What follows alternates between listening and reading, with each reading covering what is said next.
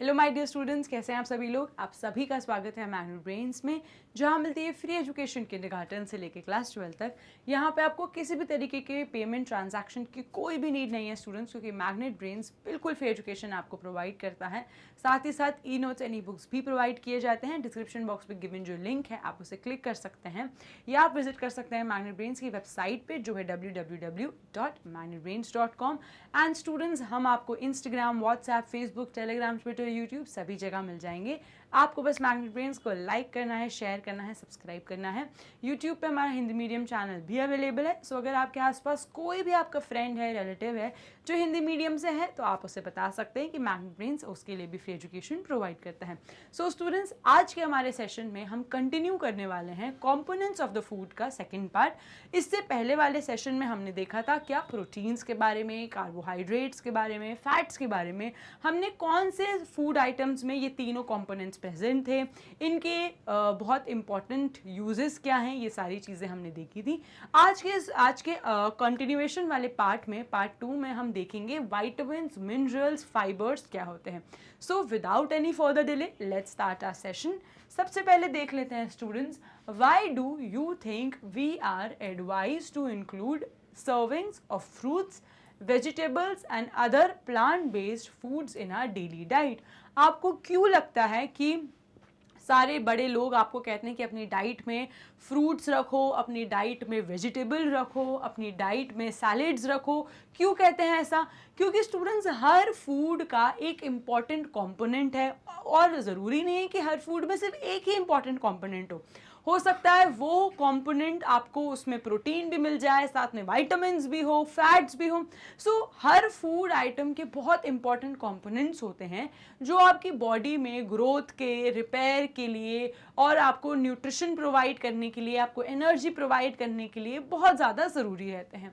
So let us understand the importance of such food components by reading the following two cases। अब students, आगे चल के आपके पास दो केसेस हैं। अब आपको ये समझ आएगा कि कौन से फूड आइटम्स के ना होने से क्या हमें नुकसान हो सकता है, क्या बीमारी हमें कॉज हो सकती है, और अगर हम वो फूड आइटम अपने डाइट में इंक्लूड कर लें तो हम इस बीमारी से बच जाएंगे। ठीक है, चलिए तो सबसे पहले केस 1 देखते हैं। इन अर्लियर टाइम्स, पहले के ज़माने में, ड्यूरिंग लॉन्ग वोयाजेस क्या होते हैं? बड़ी बड़ी जर्नी को हम वोयाज भी कहते हैं। So during long voyages sailors often suffered from bleeding and swollen gums. अब जो सेलर्स होते हैं, सेलर्स कौन होते हैं? जो शिप्स में बहुत लंबे लंबे टाइम तक सेल करते हैं। अब जो सेलर्स होते हैं उनको ये बीमारी डेवलप हुई थी सबसे पहले, जहाँ पे जो उनके गम्स हैं, ये आप देख सकते हैं, ये इनको गम्स कहते हैं। तो ये जो गम्स हैं ये स्वोलन यानी कि सूजे हुए हो जाते थे, और जैसे ही आप इनको टच करेंगे तो ब्लीडिंग शुरू हो जाएगी। ठीक है, तो ये जो स्वोलन होते थे और इनमें से खून निकलने लगता था। ठीक है, ड्यूरिंग अ वोयाज इन 1746, और उस 1746 के टाइम की बात है, एक Scottish physician James Lind observed that sailors who consumed lemons and oranges recovered from these symptoms। और ये जो साइंटिस्ट थे, उन्होंने, जेम्स ने ये ऑब्जर्व करा कि ऐसे सेलर्स जो ऑरेंज और लेमन का कंज्यूम कर रहे थे, उनको ये जो स्वोलन और ब्लीडिंग गम्स की बीमारी थी, इससे वो जल्दी से रिकवर हो गए। So bleeding and swollen gums are the symptoms of scurvy. So उन्होंने इस डिजीज को क्या बोला? स्कर्वी। अब स्कर्वी में क्या होता है स्टूडेंट्स? स्कर्वी में जो हमारे गम्स होते हैं वो सूज जाते हैं, और वो बहुत ही आसानी से उनमें से ब्लड निकलने लगता है। सो इसीलिए हम कहते हैं स्वोलन एंड ब्लीडिंग गम्स, और इस बीमारी को क्या कहा जाता है? स्कर्वी कहा जाता है। अब स्टूडेंट्स, स्कर्वी जो रहता है उसको आप ठीक कर सकते हो अगर आप खट्टी चीज़ें खाओ। खट्टी चीज़ें यानी कि सिट्रस फ्रूट्स खाओ। सिट्रस फ्रूट्स क्या हो गए? ऑरेंजेस हो गए, पाइनएप्पल हो गया, आपकी ग्रेप्स हो गए, लेमन हो गया। इन सारी चीज़ों को हम क्या कहते हैं? Citrus fruits. क्यों? क्योंकि इनके अंदर क्या प्रेजेंट रहता है? Citric acid. अब स्टूडेंट्स, साथ ही साथ एक और बहुत इंपॉर्टेंट चीज़ प्रेजेंट रहती है सिट्रस फ्रूट्स में, वो है विटामिन सी। क्या है? वो है vitamin C. So vitamin C अगर हमारी बॉडी में नहीं है, कम है, तो हमें भी स्कर्वी हो जाएगा। स्कर्वी में क्या होता है, अगर आप हल्का सा भी प्रिक करोगे तो आपके गम से ब्लीड निकलने लगेगा, आपके गम सूजे हुए हो जाएंगे, सो उसको हम स्कर्वी कहते हैं। और स्कर्वी उन लोगों में होता है जो सिट्रस फ्रूट्स का कंजम्पशन कम करते हैं या नहीं करते। सो अगर आपको विटामिन सी आपकी बॉडी में कम है तो स्कर्वी हो सकता है, लेकिन ये इजीली ठीक भी हो सकता है। अगर आप विटामिन सी को कंज्यूम करने लगे तो आप स्कर्वी को ठीक कर सकते हो, ठीक है। सो what do you interpret in reading by reading case 1। सो हमने देखा कि व्हाट क्योर्स स्कर्वी, क्या है जिसने स्कर्वी को क्योर कर दिया। तो स्कर्वी को क्योर करा था लेमन्स ने, ऑरेंजेस ने, जो उन्होंने हेल्प करा स्कर्वी को ठीक करने के लिए। लेमन एंड ऑरेंजेस में प्रेजेंट है विटामिन सी। अब स्कर्वी उन लोगों को होता है जिनमें विटामिन सी की डेफिशिएंसी हो जाए, और अगर हम लेमन्स और ऑरेंजेस अच्छे से कंज्यूम करने लगे तो हमें स्कर्वी कभी होगा ही नहीं। और अगर हो गया हमारे आसपास किसी को तो हम उन्हें कहेंगे कि आपको विटामिन सी की डेफिशिएंसी है। डेफिशिएंसी का मतलब आपकी बॉडी में इसकी कमी है, और अगर आप विटामिन सी को लेने लगे, कंज्यूम करने लगे सिट्रस फ्रूट्स का है, तो आप स्कर्वी को ठीक कर सकते हैं। तो vitamin C present in citrus fruits like lemon, oranges, grapes, ये हेल्प करते हैं इन क्योरिंग स्कर्वी। अब ये तो हो गया केस 1। अब आते हैं केस 2, ठीक है। तो इन 1960s the Indian scientists found that among the human population in the Himalayan region and the northern plains of India, symptoms of swelling at the front of the neck were prevalent. So scientists ने देखा और उन्होंने notice करा कि जो हिमालय और northern planes के लोग थे उनके नेक में फ्रंट में ऐसी एक स्वेलिंग प्रेजेंट थी। अब as per the norms of the government of India, an effort was made to supplement common salt with iodine for preparing, कह सकते हो, iodized salt। और इस चीज़ को ठीक करने के लिए गवर्नमेंट ऑफ इंडिया ने ऐसे नॉर्म्स निकाले, ऐसे रूल्स निकाले जहाँ पे उन्होंने कहा कि सॉल्ट में आयोडीन का प्रेजेंट होना ज़रूरी है, ठीक है। चलो, so consumptions of iodized salt visibly reduce the above symptoms, और जिसकी वजह से इस गवर्नमेंट के इस इनिशिएटिव की वजह से उन्होंने नोटिस करा कि जो वहाँ के लोग थे उनकी स्वेलिंग कम होने लगी। These symptoms were due to the deficiency of iodine in the soil of that region। और ये जितने भी सिम्टम्स थे, जो नेक में स्वेलिंग आई थी, ये इसीलिए आई थी क्योंकि वहाँ के हिमालयन रीजन और नदर्न प्लेन्स के जो लोग थे उनकी सॉइल में सॉल्ट नहीं था। There was no salt in the soil of the Himalayan and the northern plains, जिसकी वजह से आयोडीन की कमी हो गई उनके लोकल खाने में और वाटर सप्लाई में। क्योंकि अगर कह सकते हो समुद्र में ही और समुद्र की सॉइल में ही, जो सॉइल है, सॉइल में ही अगर सॉल्ट नहीं है तो जो लोकल प्लांट्स हैं, जो लोकल फूड आइटम्स हैं, जो वाटर सप्लाई, कहीं पे भी आयोडीन नहीं था, जिसकी वजह से उनको आयोडीन नहीं मिल पा रहा था। और आयोडीन की कमी होने की वजह से उनके नेक में ये स्वेलिंग आ गई, और इस स्वेलिंग को हम गॉइटर कहते हैं, जो कि आयोडीन की डेफिशिएंसी की वजह से होती है। आई बात समझ में? चलिए, so what do you infer from case 2। अब आपको केस 2 से क्या समझ आया? तो केस 2 से हमें ये समझ आया कि iodised salt through newspapers, advertisements और by reading about it on a salt packet, what does it mean. So students, हमने और भी बहुत सारी जगहों पे आपने देखा होगा कि न्यूज़पेपर्स में जब भी कोई एडवर्टीजमेंट आता है नमक का, तो वो ज़रूर कहते हैं देश का नमक या जो भी नमक, आयोडाइज नमक, आयोडीन भरपूर नमक। तो आपने ये एडवर्टीजमेंट में देखा होगा।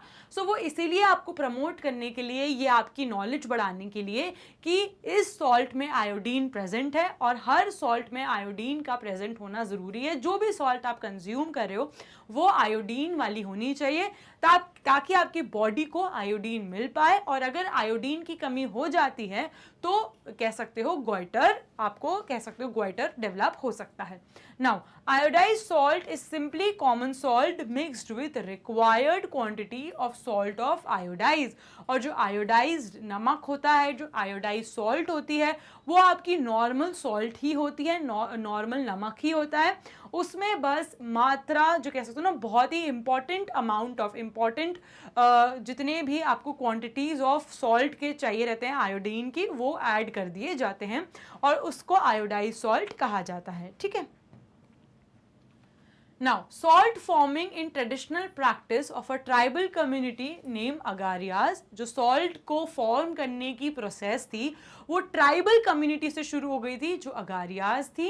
They practice salt farming in the Little Rann of Kutch, और उन्होंने salt की farming Little Rann of Kutch से ही शुरू कर दी थी, in the other parts of the Gujarat, और जितने भी गुजरात के parts थे, and Little Rann of Kutch and the other parts of the Gujarat, for 8 months, वो जो सॉल्ट की फार्मिंग है 8 महीनों तक करते हैं।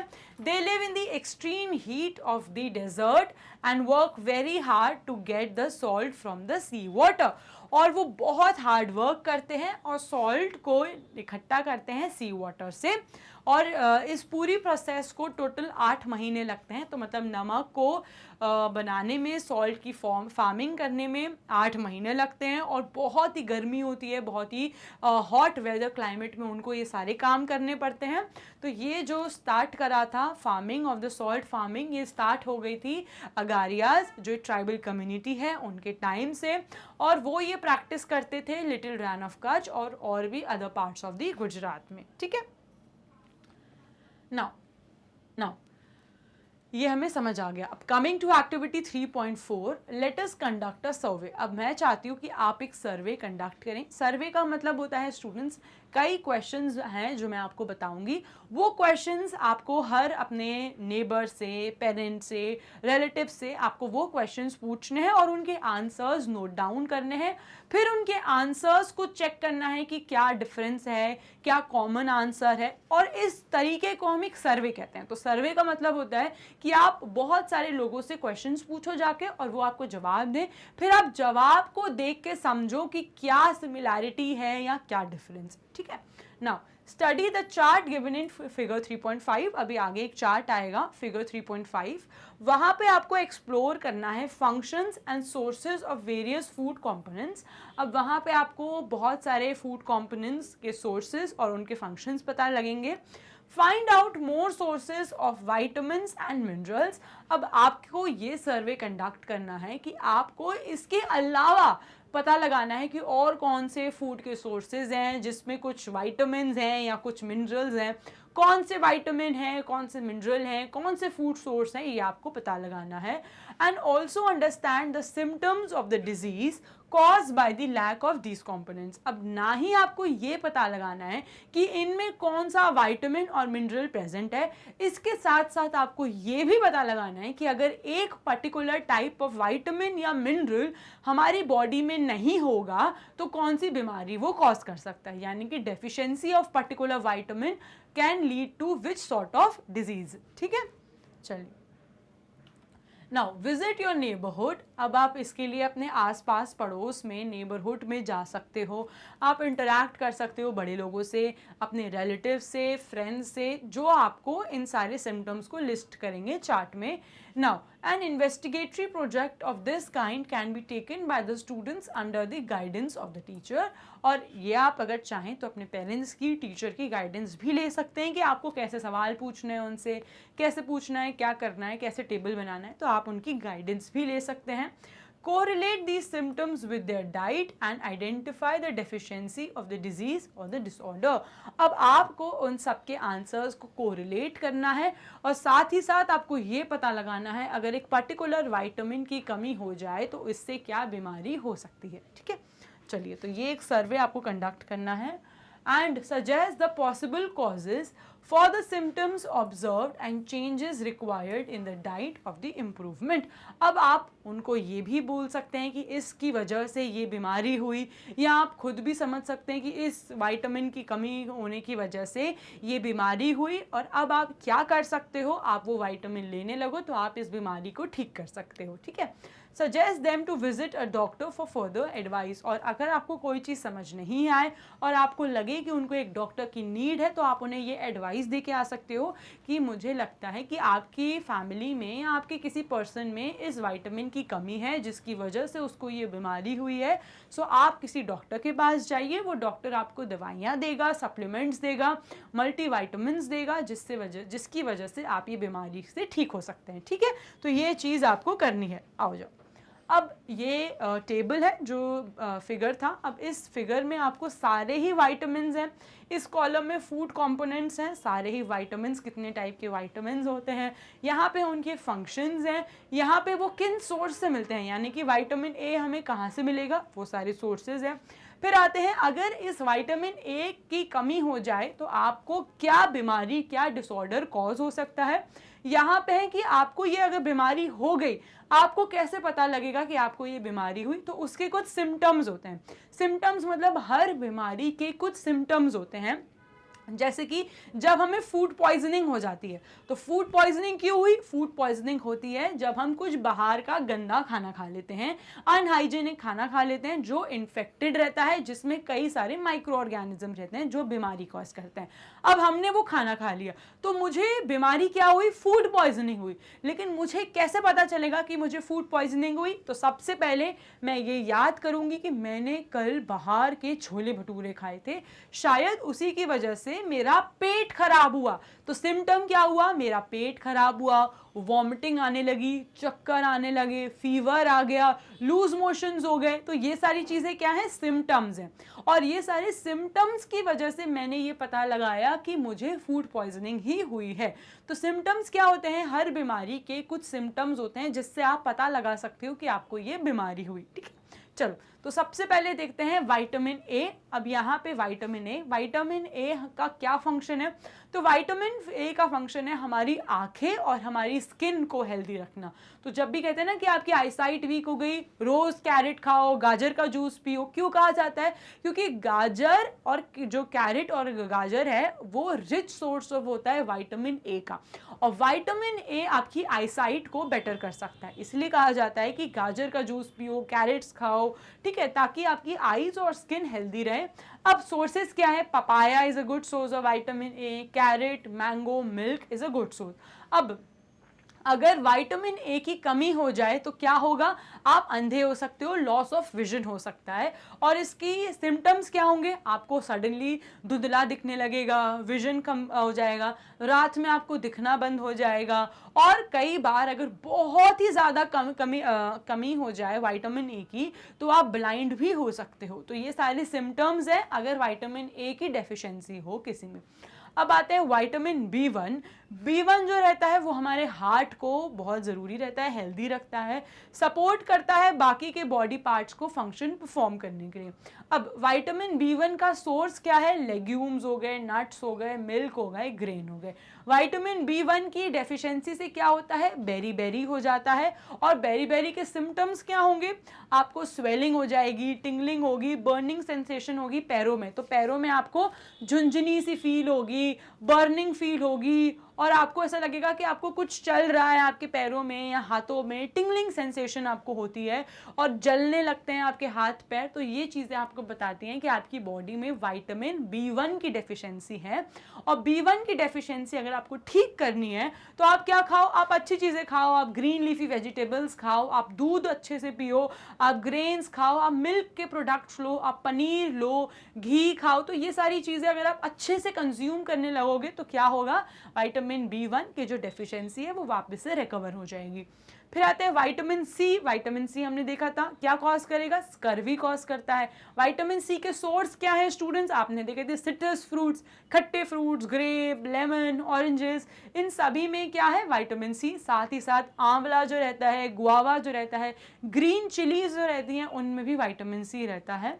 अब ये आपकी बॉडी को हेल्दी बनाता है ताकि आप इन्फेक्शन से, डिजीजेस से लड़ पाओ। इसके सिम्टम्स क्या होंगे, स्कर्वी के सिम्टम्स क्या होते हैं, ब्लीडिंग गम्स होते हैं, स्वोलन गम्स होते हैं। अगर आप देखते हो, अगर आपको आपके आसपास किसी को स्कर्वी है, आप उन्हें बोले विटामिन सी लेना शुरू करें, जिनसे उनको ये सारे सिम्टम्स ठीक हो जाएंगे। ठीक है, now coming to vitamin D. Vitamin D जो रहता है वो हमारी बॉडी को हेल्प करता है कैल्शियम को अब्जॉर्ब करने में और हमारी हड्डियों को, टीथ को, बोन को हेल्दी रखने के लिए। तो vitamin D is important for our bones, teeth, hair and healthy body. अब स्टूडेंट्स विटामिन डी आपको सनलाइट के एक्सपोजर से भी मिलता है, तो सनलाइट आपको विटामिन डी प्रोवाइड करती है, लेकिन वो वाली सनलाइट नहीं जो दोपहर में होती है, जिससे आपकी स्किन में डिजीज भी हो सकते हैं। लेकिन जो मॉर्निंग, सबसे मॉर्निंग में जो सनराइज होता है, वो अगर आप सनलाइट लें तो वो ज़्यादा हेल्पफुल रहती है आपकी बॉडी के लिए। अब साथ ही साथ जो लोग एग्स खाते हैं, फिश खाते हैं, बटर लेते हैं, चिकन खाते हैं, उनको भी विटामिन डी उससे मिल जाता है। अब विटामिन डी की अगर डेफिशिएंसी हो जाए तो किससे होती है, जो डेफिशिएंसी की डिजीज़ होती है वो रिकेट्स होती है। और रिकेट्स क्या होते हैं, आपकी जो जिन बच्चों को रिकेट्स होता है उनकी हड्डियां मुड़ी हुई होती हैं, बेंट और सॉफ्ट बोन्स होती हैं, उनकी बोन में स्ट्रेंथ नहीं होती, उनकी बोन सॉफ्ट हो जाती है। ठीक है स्टूडेंट्स, तो विटामिन डी का सोर्स क्या है, विटामिन डी का सोर्स एक तो सनलाइट है, दूध से विटामिन डी आता है, बटर से विटामिन डी आता है, फिश से आता है और एग से विटामिन डी आता है। फिर आते हैं कैल्शियम। तो आप सोचेंगे कैल्शियम क्या है, तो कैल्शियम भी बहुत इंपॉर्टेंट है। कैल्शियम हमारी बोन और टीथ को हेल्दी रखता है। कैल्शियम का सोर्स क्या है, मिल्क, सोया मिल्क, कर्ड, दही, चीज़, पनीर, ये सारे सोर्सेज हैं कैल्शियम के। कैल्शियम की डेफिशिएंसी हो जाए तो हमारी हड्डियां और टीथ कमज़ोर हो जाते हैं और इनके सिम्टम्स क्या हैं, हमारी हड्डियां वीक हो जाएंगी और हमारे दांत बहुत जल्दी सड़ने लगेंगे। फिर आते हैं आयोडीन। तो हमने देखा था आयोडीन हमें हेल्प करता है फिजिकल और मेंटल इलनेस से लड़ने के लिए, फिजिकल और मेंटल फंक्शंस को परफॉर्म करने के लिए।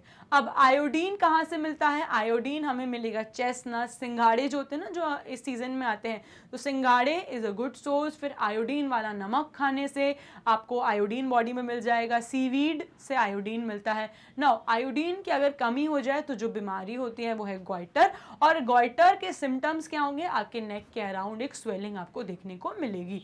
अब आते हैं आयरन। तो iron is an important component of the blood, blood का एक बहुत ही ज़रूरी हिस्सा होता है आयरन।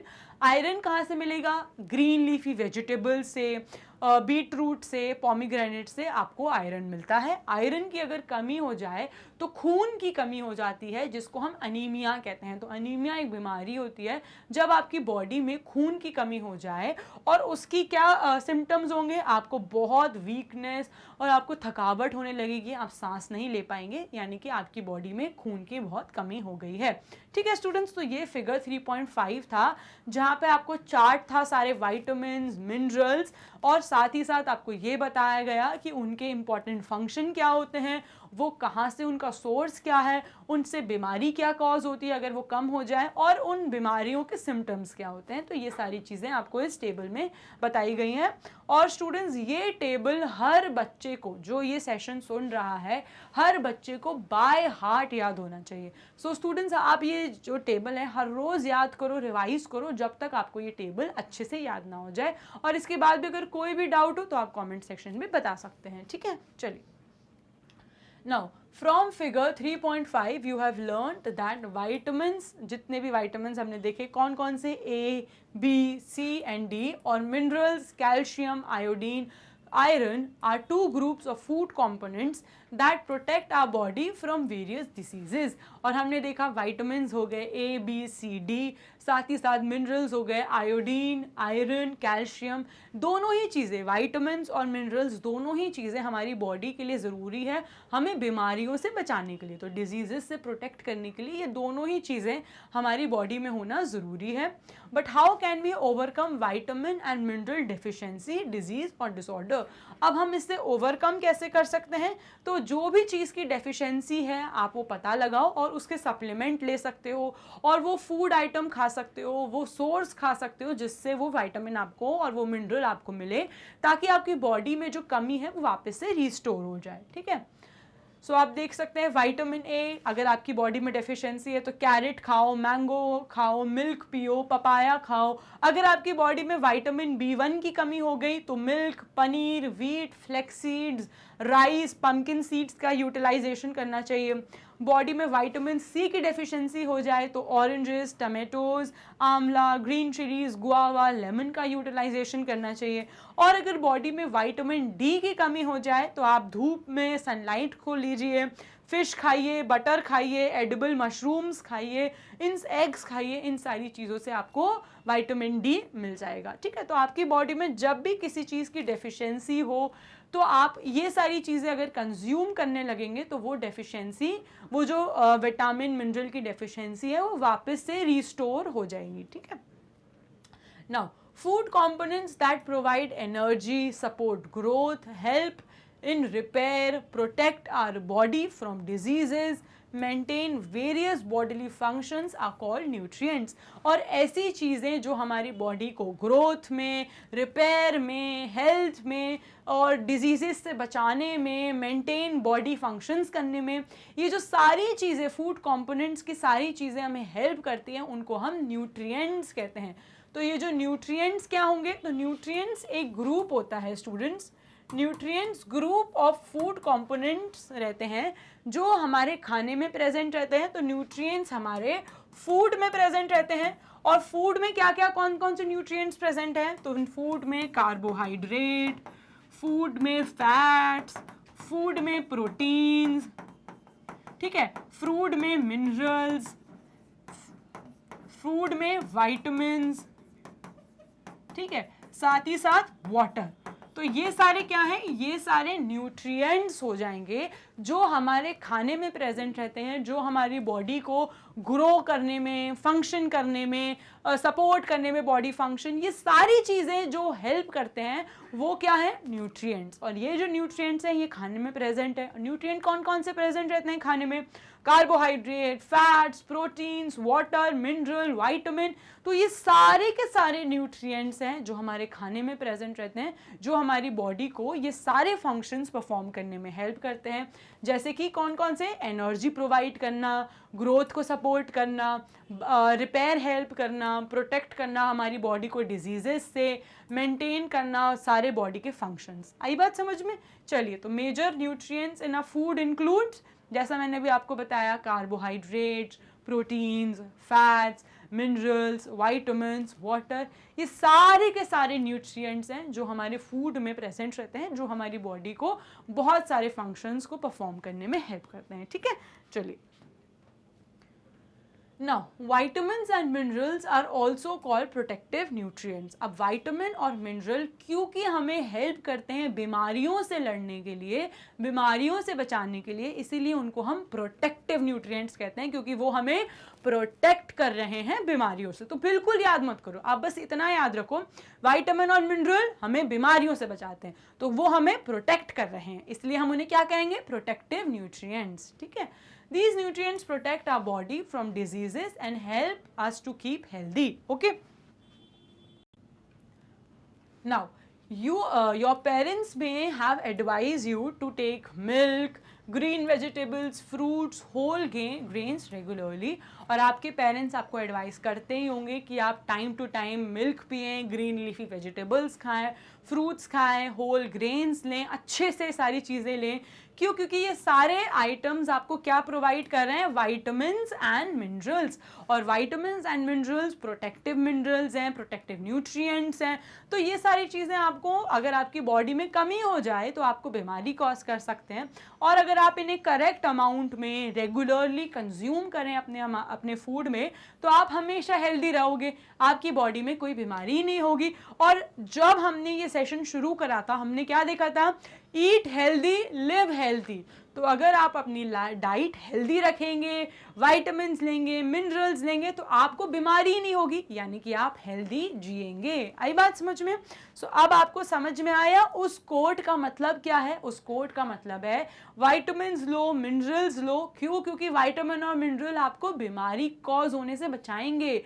तो अगर आप हेल्दी खाना खाओगे, जहाँ जो हेल्दी खाना होता है, ग्रीन लीफी वेजिटेबल्स होते हैं, फ्रूट्स होते हैं, इन सारी चीज़ों में क्या प्रेजेंट रहते हैं? वाइटामिन और मिनरल्स। अगर ये है रहेंगे आपकी बॉडी में तो आपको बीमारियां नहीं होंगी और आप हेल्दी जिएंगे। ठीक है, चलिए। What difference do you observe in raw and cooked vegetables? अब स्टूडेंट्स आप नोटिस करते होगे कि बहुत डिफरेंस आ जाता है जब भी हम कोई भी, अगर आप गाजर को रॉ खाओ, कच्ची गाजर खा जाओ, और यही अगर आप गाजर को बॉईल करके कुक करके खाओ, तो कितना फर्क आ जाता है, कितना डिफरेंस आ जाता है। Have you ever noticed that vegetables sometimes lose their bright color or become softer or less crisp when they are cooked?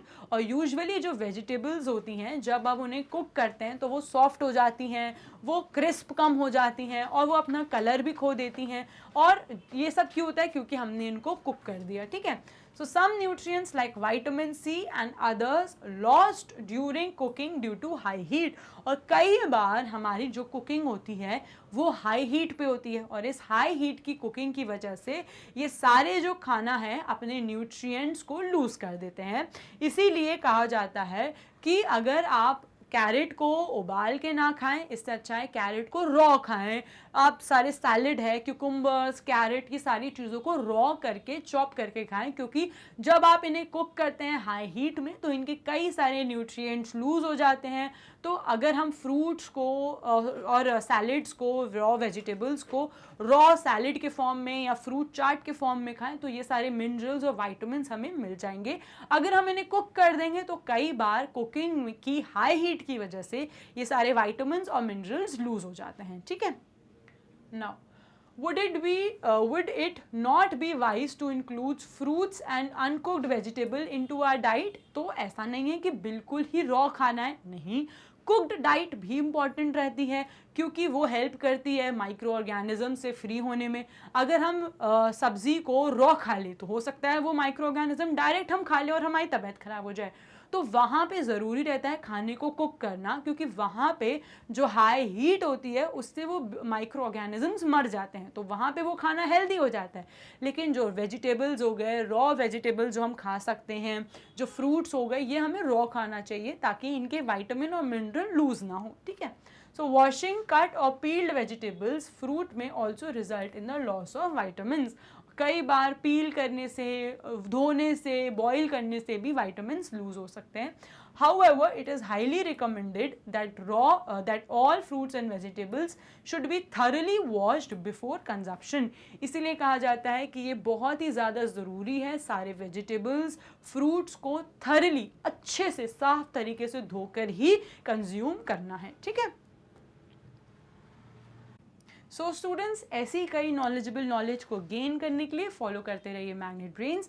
Magnet brains e notes and e books भी प्रोवाइड करते हैं। डिस्क्रिप्शन बॉक्स में given जो link है आप उसे click कर सकते हैं, या आप विजिट कर सकते हैं मैग्नेट ब्रेन्स की वेबसाइट पे जो है www.magnetbrains.com। जैसे ही मैग्नेट ब्रेन्स की वेबसाइट आप विजिट करेंगे आपको क्लिक करना है grab e notes, daily practice papers, videos, lectures, topic wise, subject wise सभी कुछ आपको मिल जाएगा। साथ ही साथ स्टूडेंट्स, मैग्नेट ब्रेन्स आपको Instagram, WhatsApp, Facebook, Telegram, Twitter, YouTube सभी जगह मिल जाएंगे। एंड हमारा हिंदी मीडियम चैनल भी अवेलेबल है, इंग्लिश मीडियम भी अवेलेबल है यूट्यूब पे। अगर आपके आसपास कोई भी ऐसा बच्चा है जो हिंदी मीडियम से है एंड उसको अच्छी education, high quality education, free education चाहिए तो आप उसे मैग्नेट ब्रेन्स के बारे में इन्फॉर्म कर सकते हैं। Magnet brains CBSE board, Delhi board, Bihar board, UP board, Rajasthan board, MP board के साथ साथ कई और कोर्सेज भी प्रोवाइड करता है, जैसे कि Vedic maths, crash course and spoken English. And students, next session में मिलते हैं। Till then stay tuned, happy learning and have a nice day.